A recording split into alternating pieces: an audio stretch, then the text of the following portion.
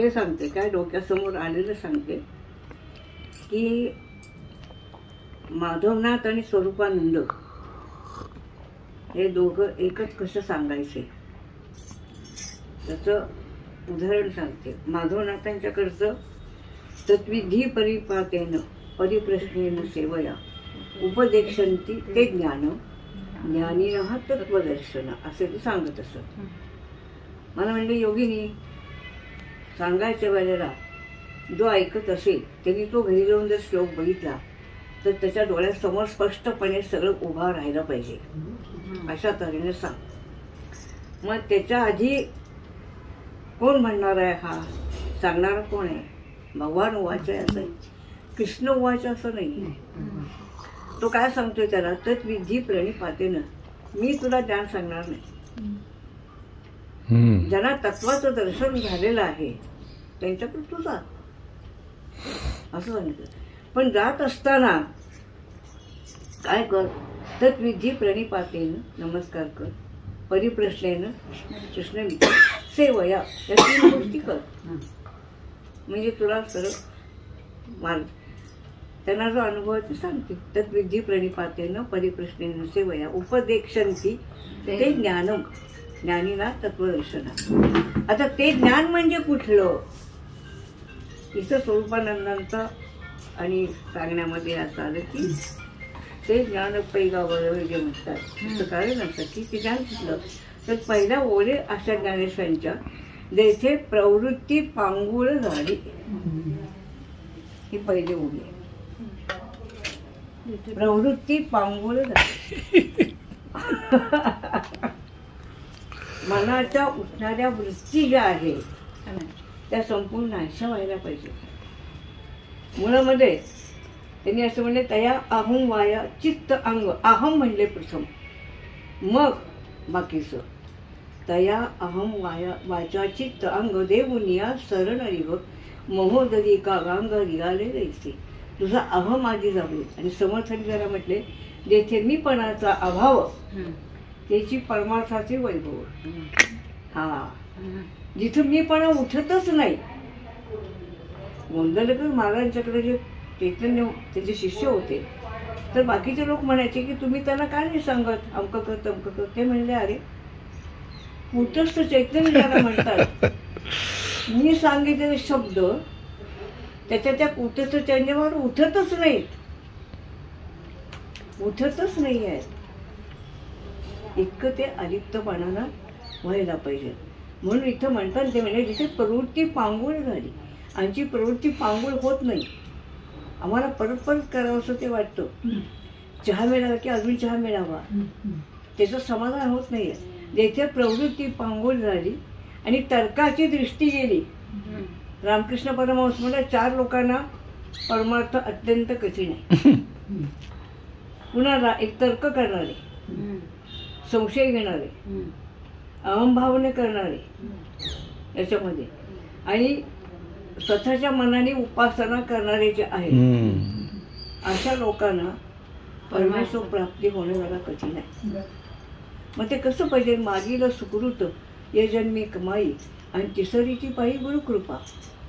पण तिन्हीचा संयोग आणि अभ्यासाचा योग हे तिन्ही जरी असलं तरी व्हायला पाहिजे. म्हणून इथं म्हणताना ते म्हणतात की तर्काची दृष्टी गेली, तर्क करून मिळत नाही. मग त्याला एक उदाहरण आहे, सांगू का रे तर्काचं उदाहरण. एकाने जन्मभर तपश्चर्या केली आणि काय केलं तर परमेश्वराने मी 2 कसाय दाखवले आणि प्रत्येकाकडनं विजयपत्र घ्यायचे. ऐक नाही हा सगळीकडे बघा मी दाखवतो का नाही, करतो का नाही. तेव्हा त्या एका गावामध्ये आला, त्या राजापाशी त्यांनी सांगितलं की हे चर्चा करणार आहेत, तुमच्या हिताचे लोक कोणी असतील ते आणा. तेव्हा कशावर चर्चा करणार आहे ते म्हणजे परमेश्वराने मी 2 कसा आहे हे ते सांगतात, द्वैतवाद सांगतात. राजा हसला, काही बोललं नाही. ते म्हणजे त्याला मला दरबारात विचारलं या आणि मग तुमच्याबरोबर कोण वाद करणार आहे ते बघूया. ठीक आहे म्हणजे दुसरी विचारा आणला. ते आले तर मशाली घेऊन वगैरे सगळे. आणि ह्यानी एका मोरीवाल्याला आणखीन एका माणसाला, गरीब माणसाला घेऊन आले ते. ते म्हणजे हे काय माझ्यावर वाद करणार, मोडीवाला माझ्यावर वाद काय करणार आणि बाई माझ्यावर वाद काय करणार आहे. ते म्हणजे तुमचं जे काय असेल तो ज्ञान ते ह्यांना सांगा म्हणजे ते कळते. तर त्या बाईला म्हणजे बाई तू काय करतेस, नाही माझा म्हणजे संसार करते मी आणि मोडी विकायचा धंदा आहे म्हणजे माझा. जेवढ्या मोड्या असतील तेवढ्या डोक्यावर घेते आणि मी विकते. म्हणजे तुला तिचा आनंद वाटतो का? हो म्हणजे त्यांनी माझ्याकडे काम लावून दिलेलं आहे.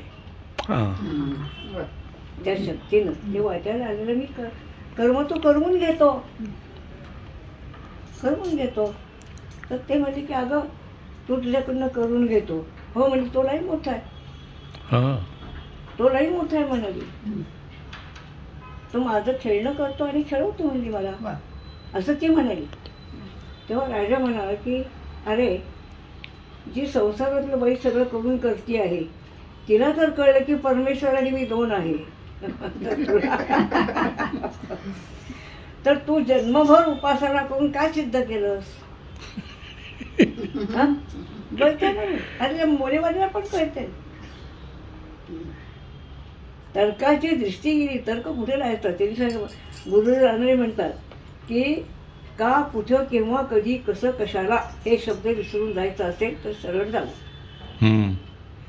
हो का कधी कुणाला म्हणजे आपल्या बोलण्यातून सुद्धा दुसऱ्याचं मन दुखवलं जातं. उपयोगी नाही. त्यांची एक गोष्ट सांगतात की त्याने इथं सगळ्या शिष्यांना जमवलं आणि प्रत्येकाने आपापली उपासना किती आहे ती लिहून दाखवायचं.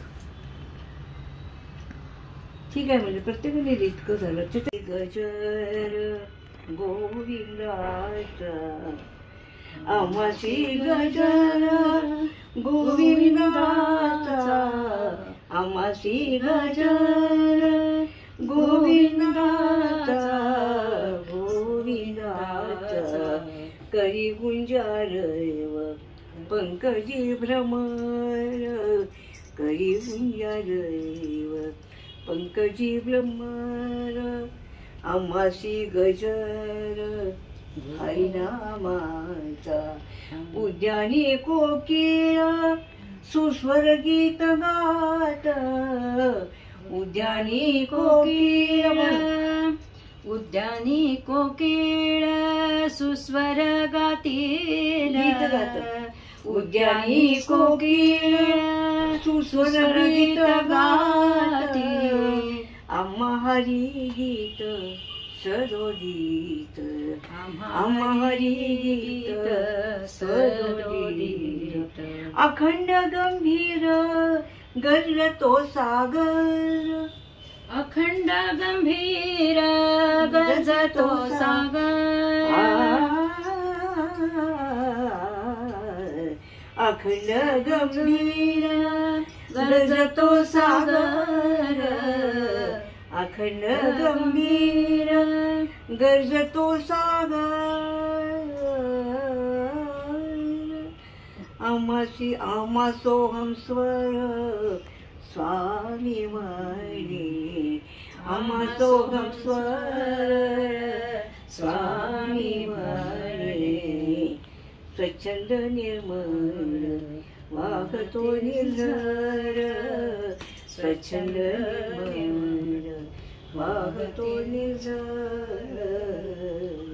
ही व्यापकता येण्यासाठी सद्गुरूंची कृपा आणि उद्धरे आत्मा आत्मानं आपुला आपण करावा उद्धार असं व्हावं स्वामीच्या कृपेनं. आणि तुका म्हणे मुक्ती परिधी नवरी आता दिवस चारी खेळी मेळी हे आठवण ते करून देतात. हीच त्यांची कृपा मी समजते नाही का. 86 वर्षाला आठवण करून देतात एवढ्या ह्याची ही त्यांची कृपा माझ्यावर आहे.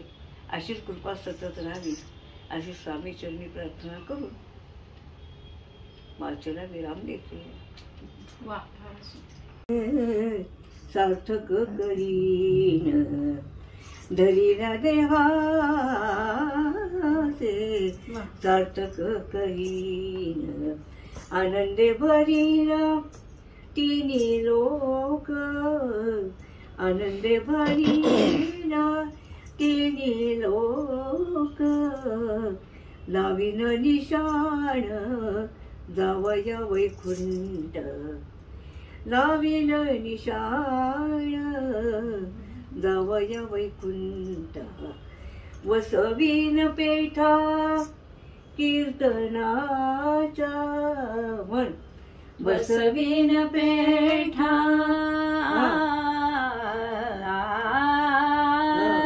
बसवीन पेठा कीर्तनाच्या वसवीन पेठा कीर्तनाच्या वसवीन पेठा